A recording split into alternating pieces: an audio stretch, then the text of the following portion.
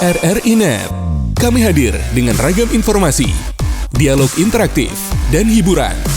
Dari Pro 1, Pro 2, Pro 3, Pro 4, dan Voice of Indonesia. RRI Net di IndiHome TV, aplikasi RRI Digital, dan portal berita rri.co.id. RRI Net, tonton yang Anda dengar. RRI Net, tonton yang Anda dengar.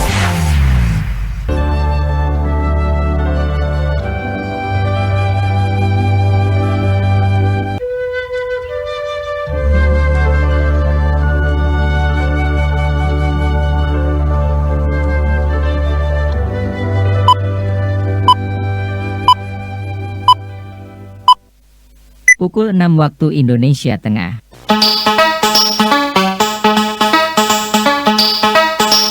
Sesaat lagi dapat saudara ikuti Warta Berita.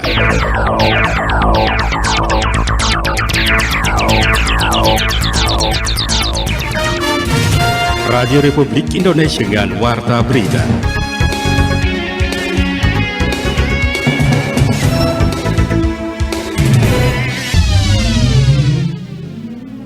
Adalah momen penting untuk menghormati dan mengenang jasa-jasa para pahlawan yang telah berkorban demi kemerdekaan dan nasionalisme.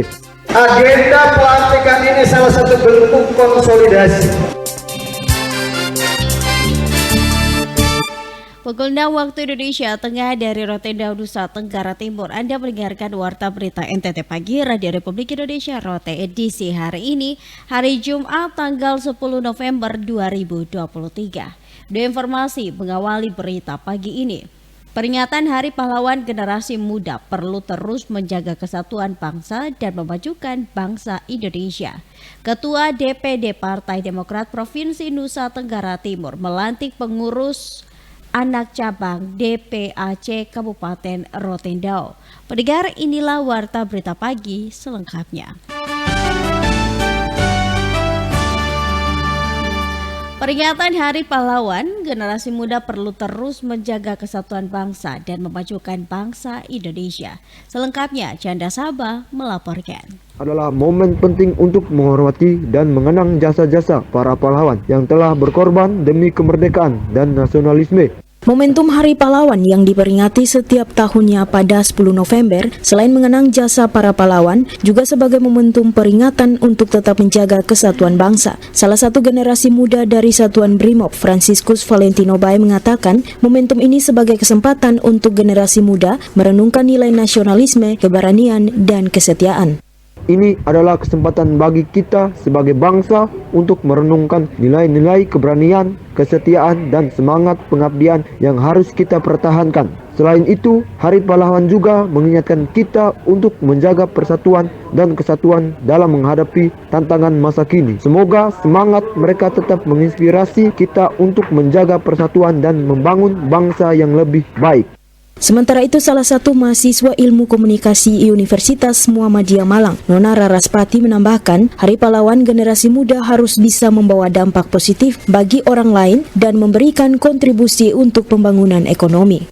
Hari Pahlawan adalah bagaimana kita bisa menjadi pahlawan untuk diri kita sendiri, bukan menjadi pahlawan kesiangan untuk orang lain atau malah menjadi seseorang yang memang merugikan. Jadi lebih ke bagaimana kita bisa membantu diri kita sendiri agar kita bisa berdampak positif untuk sekitar kita, dan juga gimana kita bisa mengetahui bahwa permasalahan-permasalahan yang ada dalam negeri kita ini. Jadi misalnya di negeri kita ini UMKM-nya masih cukup rendah, nah berarti kita bisa nih memajukan UMKM atau kita bisa belajar hal-hal tersebut. Dengan adanya peringatan Hari Pahlawan, selain kita mengingat kembali akan jasa pahlawan, generasi muda saat ini juga memiliki peranan besar untuk tetap menjaga keutuhan bangsa dan memajukan kesejahteraan bangsa dengan tetap menjunjung tinggi nilai nasionalisme. RRI Kupang, Canda Sabah melaporkan. Pendengar, gempa bumi magnitudo 6,6 dengan kedalaman 25 dengan pusat gempa 10,26 lintang selatan Amparasi Kupang, Nusa Tenggara Timur merupakan gempa bumi tektonik. Selengkapnya Ana Lopong melaporkan. Gempa bumi merupakan peristiwa pelepasan energi yang menyebabkan pergeseran pada bagian dalam bumi secara tiba-tiba. Gempa bumi yang kuat dapat menyebabkan kerusakan besar pada bangunan serta dapat memakan korban jiwa. Solahuddin Nurfala, PMG, ahli media Stasiun Geofisika Kupang mengatakan gempa bumi magnitudo 6,6 yang mengguncang kawasan Pulau Timur, Provinsi Nusa Tenggara Timur pada 2 November 2023 dengan kedalaman mencapai 25 skala Richter dengan pusat gempa 10,26 lintang selatan merupakan gempa bumi tektonik. Gempa bumi tanggal 2 November kita semua merasa gitu, terutama di Kota Kupang getarannya sekitar 5 atau 6 detik. Jadi gempa bumi ini merupakan gempa bumi tektonik yang mengguncang kawasan Pulau Timur, Nusa Tenggara Timur. Pusat gempanya terletak di 10,26 lintang selatan dan 123,72 derajat bujur timur atau sekitar 15 km tenggara Kupang. Jadi kedalaman gempa itu 25, itu dirasakan hampir semua orang yang ada di Kabupaten Kupang dan di Kota Kupang. PMG ahli media Stasiun Geofisika Kupang, Solahuddin Nurfala menjelaskan gempa bumi meliputi gempa bumi tektonik, gempa bumi vulkanik, dan gempa bumi runtuhan. Khusus untuk gempa bumi vulkanik di Kupang belum ada karena tidak ada gunung berapi, namun memiliki peluang besar untuk gempa bumi tektonik yang bisa terjadi sewaktu-waktu. Gempa bumi itu ada tektonik, ada vulkanik. Ya kalau vulkanik di Kupang, di Pulau Timur kebetulan memang tidak ada gunung berapi gitu. Jadi untuk saat ini kita aman untuk gempa bumi vulkanik. Kita mempunyai peluang untuk diguncang gempa bumi tektonik. Nah, gempa bumi tektonik itu adalah pergeseran lempeng atau pergeseran patahan, bisa terjadi sewaktu-waktu. Kalau kita lihat di selatan Pulau Timur itu ada subduksi antara Indo-Australia yang menyusup ke lempeng Eurasia. Gempa bumi magnitudo 6,6 dengan kedalaman 25 dengan pusat gempa 10,26 lintang selatan Amarasi, Kupang, Nusa Tenggara Timur merupakan gempa bumi tektonik dengan guncangan kuat berlangsung selama 2 hingga 5 detik sehingga menyebabkan masyarakat berhamburan keluar rumah. Parameter gempa yang dikeluarkan Badan Meteorologi, Klimatologi, dan Geofisika mencatat gempa magnitudo 6,6 tersebut tidak berpotensi tsunami.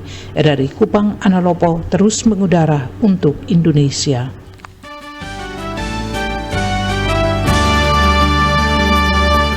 Pendengar, Korem 161 Wirasakti melaksanakan Vikon apel gelar kesiapan pengamanan pemilu tahun 2024. Berikut Vence Sakarias melaporkan. Korem 161 Wirasakti melaksanakan video conference gelar kesiapan pengamanan pemilu tahun 2024 yang dipimpin langsung oleh Kepala Staf TNI Angkatan Darat melalui aplikasi Zoom dan dilanjutkan dengan deklarasi pemilu damai tahun 2024 berlangsung di lapangan apel Makorem 161 Wirasakti Kupang Rabu 8 November 2023. Dalam sambutannya, Danrem 161 Wirasakti Brigjen TNI Febriel Boyong Sikumbang menyampaikan pentingnya deklarasi pemilu damai tahun 2024. Danrem meminta seluruh komponen masyarakat menjaga kondusivitas wilayah jelang pemilu tahun 2024 nanti. Oleh karena itu, kegiatan ini akan sangat penting dilaksanakan guna mengecek kesiapan personil dan material yang digunakan dalam mendukung kelancaran pemilu tahun 2024. Danrem menegaskan setiap komandan dan seluruh unsur yang terlibat harus benar-benar mengetahui dan memahami tugas serta tanggung jawabnya sehingga memiliki kesiapsiagaan dan melaksanakan tugas pengamanan secara optimal, tidak terjadi kesalahan prosedur di lapangan. Kita semua tentu berharap proses pelaksanaan pemilu 2024 nanti dapat berjalan aman, tertib, lancar. Untuk itu maka tanggung jawab kita bersama seluruh komponen masyarakat dalam menjaga kondusivitas wilayah menjadi prioritas utama, sehingga kita perlu mengantisipasi dan mencegah segala kemungkinan perkembangan terjadinya situasi yang dapat mengganggu kelancaran proses pelaksanaan pada setiap tahapan pemilu tahun 2024. Dengan demikian maka pelaksanaan apel gelar kesiapan dan deklarasi pemilu damai tahun 2024 ini penting untuk dilaksanakan guna mengecek kesiapan dan kemantapan seluruh personil maupun perlengkapan yang digunakan dalam mendukung kelancaran dan suksesnya pemilu tahun 2024. lebih jauh dan Rem 161 menghimbau kepada masyarakat walaupun berbeda pilihan namun diharapkan tetap menjaga dan mengutamakan persatuan dan kesatuan, ketenangan, kedamaian, keamanan situasi wilayah, jangan mudah terpengaruh atau terprovokasi dan diadu domba oleh pihak-pihak yang tidak bertanggung jawab.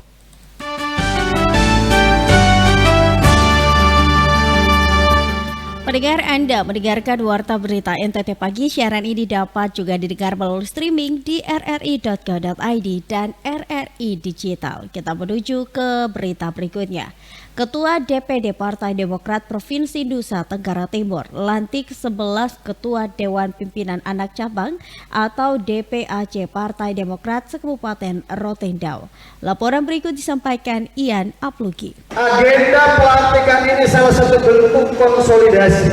Ketua DPD Partai Demokrat Provinsi Nusa Tenggara Timur, Leonardus Lelo, melantik 11 Ketua DPAC Partai Demokrat se-Kabupaten Rotendao. Dalam kegiatan yang disandingkan dengan pelantikan 119 Ketua Dewan Pengurus Anak Ranting Partai Demokrat tingkat desa oleh Ketua DPC Partai Demokrat Kabupaten Rotendao. Dalam sambutan, Leonardus Lelo mengatakan pelantikan DPAC dan Dewan Pengurus Anak Ranting tersebut dalam rangka konsolidasi dan memperkuat jajaran kepengurusan Partai Demokrat menyambut pemilu serentak legislatif, pemilihan presiden dan wakil presiden, serta pilkada tahun 2024. Agenda pelantikan ini salah satu bentuk konsolidasi. Konsolidasi artinya memperteguh kebersamaan, memperkuat solidaritas untuk kita menang pada pemilu 2024. Baik menang di pileg, menang pilpres maupun menang pilkada tahun 2024. Leonardus Lelo juga meminta para ketua pengurus Partai Demokrat Kabupaten Rotendao yang telah dilantik untuk tetap berpegang teguh pada ADART Partai Demokrat. Kalau bisa nanti gandakan, bertanggung jawab ketua PAC, gandakan anggaran dasar, anggaran rumah tangga Partai Demokrat. Karena disitulah menjadi cita-cita Partai Demokrat untuk membantu rakyat, membantu mewujudkan cita-cita nasional yang tertuang di dalam pembukaan Undang-Undang Dasar 1945. Alinea keempat, melindungi segenap bangsa Indonesia, memajukan kesejahteraan umum, mencerdaskan kehidupan bangsa, dan ikut melaksanakan ketertiban dunia. Leonardus Lelo berharap kepada seluruh pengurus dan kader Partai Demokrat agar menyiapkan langkah strategis untuk memenangkan pemilu di tahun 2024. RRI Rote, Ian Aplugi melaporkan.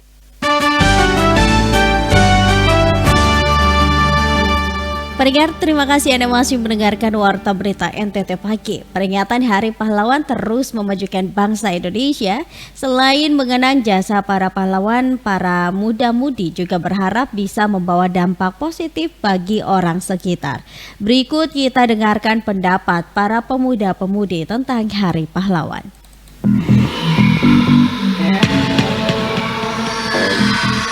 Saya Nona Raraspati, mahasiswa Ilmu Komunikasi Jurnalistik Universitas Muhammadiyah Malang. Pendapat saya sendiri mengenai bersama memajukan Indonesia dalam rangka Hari Pahlawan adalah bagaimana kita bisa menjadi pahlawan untuk diri kita sendiri, bukan menjadi pahlawan kesiangan untuk orang lain atau malah menjadi seseorang yang memang merugikan. Jadi lebih ke bagaimana kita bisa membantu diri kita sendiri agar kita bisa berdampak positif untuk sekitar kita, dan juga gimana kita bisa mengetahui bahwa permasalahan-permasalahan yang ada dalam negeri kita ini. Jadi misalnya di negeri kita ini UMKM-nya masih cukup rendah, nah berarti kita bisa nih memajukan UMKM atau kita bisa belajar hal-hal tersebut.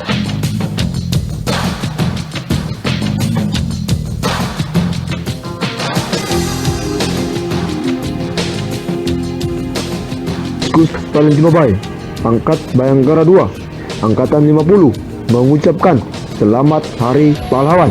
Hari Pahlawan adalah momen penting untuk menghormati dan mengenang jasa-jasa para pahlawan yang telah berkorban demi kemerdekaan dan nasionalisme. Ini adalah kesempatan bagi kita sebagai bangsa untuk merenungkan nilai-nilai keberanian, kesetiaan, dan semangat pengabdian yang harus kita pertahankan.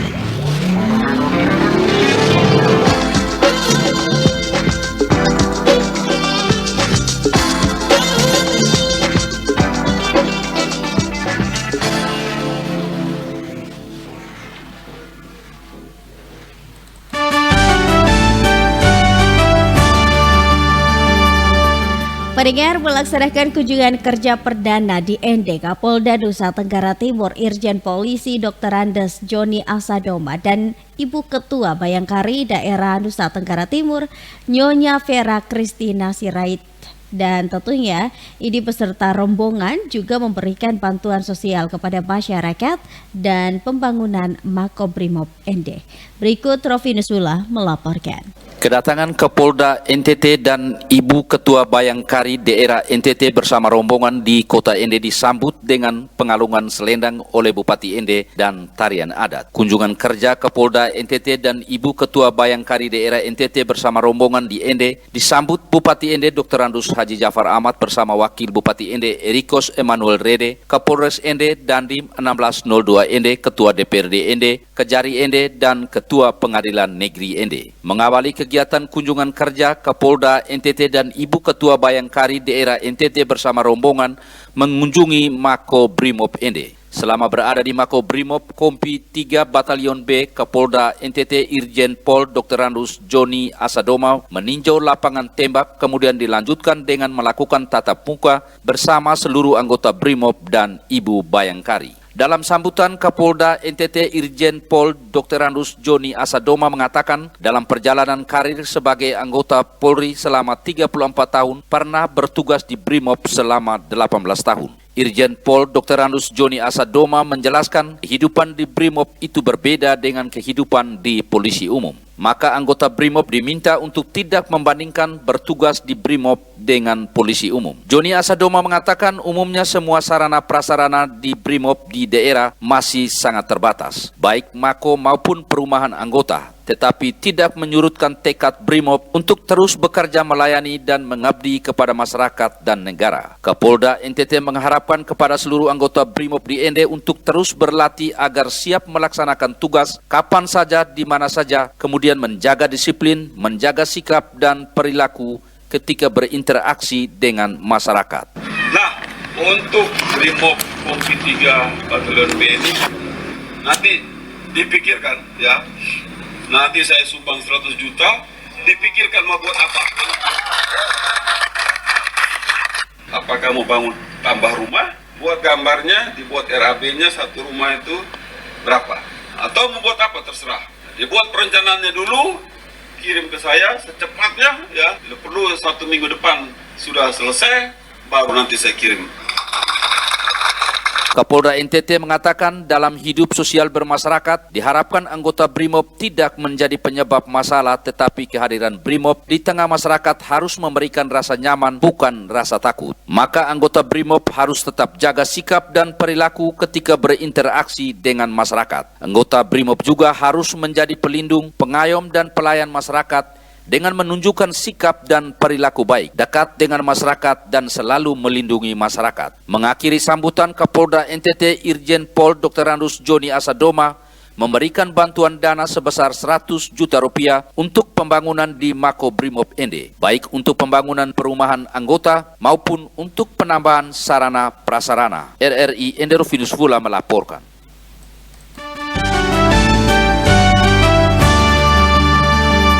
Pendengar, masih mengenai Hari Pahlawan. Hari Pahlawan generasi muda terus memajukan bangsa dengan semangat juang dan menjadi sebuah makna untuk menjaga keutuhan bangsa. Kita dengarkan pendapat generasi muda tentang momentum Hari Pahlawan.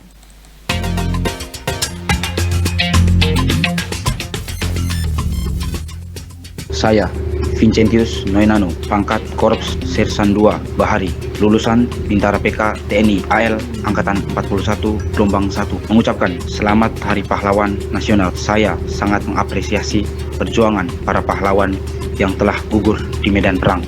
Dengan harapan generasi muda zaman sekarang bisa meneruskan semangat juang para pahlawan yang tak pernah pudar demi mewujudkan cita-cita bangsa.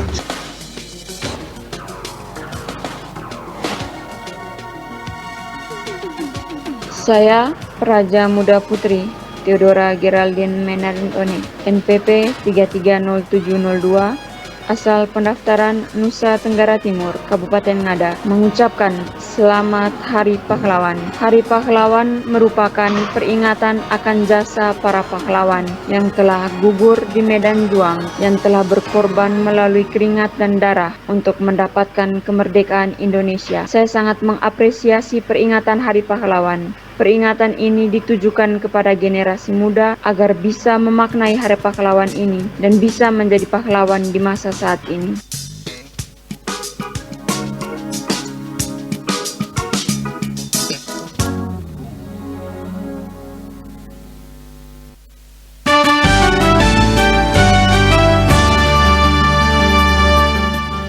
Pendengar, terima kasih Anda masih mendengarkan Warta Berita NTT Pagi. 25 orang jurnalis dari organisasi PWI, AJI, SMSI, IJTI, JMSI, dan juga AMSI, serta 5 orang dari BPBD dan Kominfo Nusa Tenggara Timur mengikuti workshop jurnalis tangguh bencana. Maksud kami tanggung bencana di Kupang selama 3 hari. Berikut Harsono melaporkan. Baik proses, dampak, karakteristik, dan terminologi teknis. Workshop yang dilaksanakan oleh Bidang Komunikasi Kebencanaan Badan Nasional Penanggulangan Bencana BNPB kerjasama dengan Badan Penanggulangan Bencana Daerah BPBD NTT didukung Swiss Agency for Development and Corporation SDC selama 3 hari sampai 9 November 2023 sore, antara lain bertujuan meningkatkan pengetahuan manajemen risiko bencana dari mitigasi, kesiapsiagaan, tanggap darurat sampai pemulihan terhadap berbagai bahaya, baik proses, dampak, karakteristik, dan terminologi, teknik, serta pengenalan sistem komando penanganan darurat bencana. Ketua Penyelenggara Kepala Bidang Komunikasi Kebencanaan BNPB, Dodi Yuliova, selain mendapat materi kebencanaan, peserta juga akan turun langsung ke lapangan melakukan reportase kebencanaan.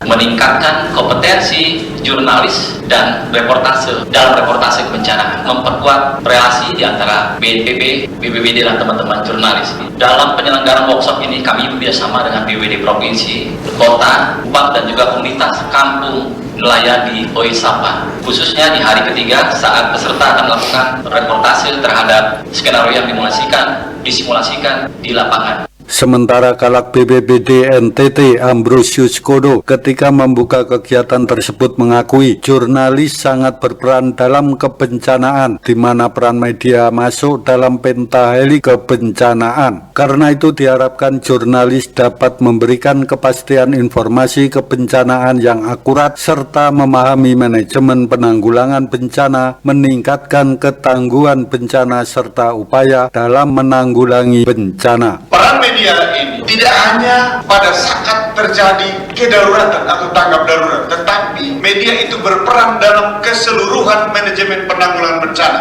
yang kita kenal dari fase pencegahan kesiapsiagaan, tanggap darurat maupun pasca bencana. Apa yang dikerjakan di fase pencegahan kesiapsiagaan? Kita mengedukasi. Teman-teman bisa membantu pemerintah untuk mengedukasi warga, meningkatkan kesiapsiagaan dengan memberikan informasi-informasi penting, melanjutkan informasi peringatan dini yang selalu dirilis oleh teman-teman BMKG, didiseminasi oleh kita dari BNPB.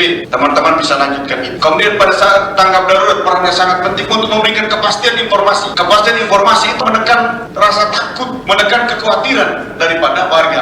Dengan dilaksanakan workshop, jurnalis tangguh bencana diharapkan ke depan berita-berita menyangkut bencana bisa akurat, jelas, dan dapat menangkal informasi atau berita hoax. RRI Kupang, Harsono melaporkan.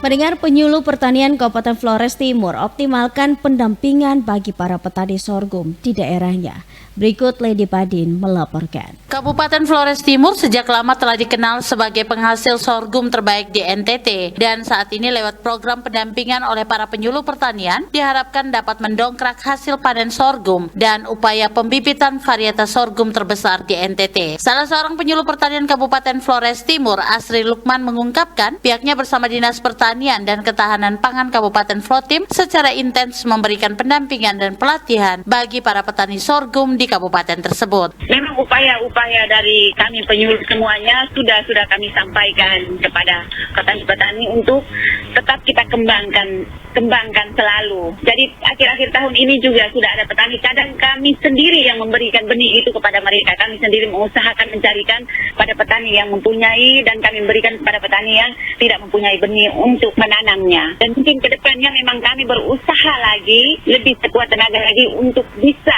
memberikan pengertian kepada petani. Dirinya juga mengungkapkan beberapa faktor yang menjadi penghambat adalah usia petani yang didominasi oleh orang tua lanjut usia, sehingga proses transformasi pengetahuan dan teknologi cukup terbatas. Para penyuluh pertanian di kabupaten tersebut terus mengajak para pemuda lewat Karang Taruna Desa dan beberapa organisasi pemuda di wilayahnya untuk merintis usaha menjadi petani yang modern, sehingga ke depan regenerasi petani berjalan baik dan proses pengembangan pengetahuan dan teknologi di bidang pertanian berjalan maksimal. Sorghum untuk alat pasca panennya memang masih sangat minim. Menciptakan sendiri alat pasca panennya. Ikan di dinas juga sering kami sampaikan supaya kan petani di sini pada umumnya usianya kan hampir di luar usia produktif, tenaga kan hanya tinggal sedikit sekali. Sudah berusaha sekali Bu, ada menggalangkan kelompok taruna tani awal-awalnya rajin, tapi setelah itu memilihnya ojen. Asri Lukman juga optimis upaya yang dilakukan pemerintah Kabupaten Flores Timur dalam menjadikan pangan lokal menjadi tuan rumah di daerahnya bisa terwujud dengan pola diversifikasi pangan yang saat ini berjalan lewat program Nona Sari Setia. RRI ND Lady Badin melaporkan.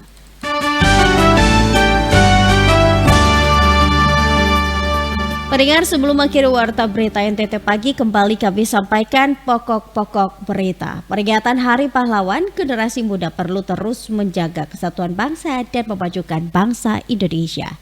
Ketua DPD Partai Demokrat Provinsi Nusa Tenggara Timur melantik pengurus anak cabang DPAC Kabupaten Rotendao. Pendengar, sekian warta berita NTT pagi, mewakili kerabat kerja yang bertugas, saya Dina Yulianti mengucapkan terima kasih, selamat pagi dan sampai jumpa.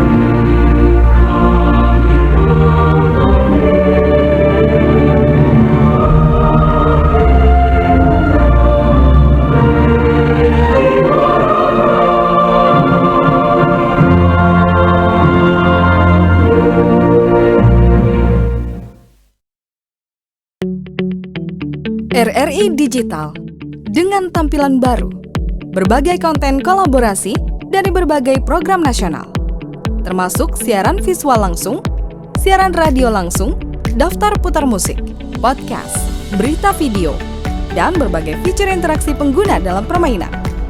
Berbagai konten menarik seperti suka, komentar, dan berbagi, serta obrolan langsung dengan penyiar dan pengguna. Pesan langsung dan fasilitas obrolan pribadi antara pengguna aplikasi juga tersedia. RRI Digital tersedia di Google Store dan App Store. RRI Digital. RRI Net. Kami hadir dengan ragam informasi, dialog interaktif, dan hiburan. Dari Pro 1, Pro 2, Pro 3, Pro 4, dan Voice of Indonesia. RRI Net di IndiHome TV, aplikasi RRI Digital, dan portal berita rri.co.id. RRI Net, tonton yang Anda dengar. RRI Net, tonton yang Anda dengar.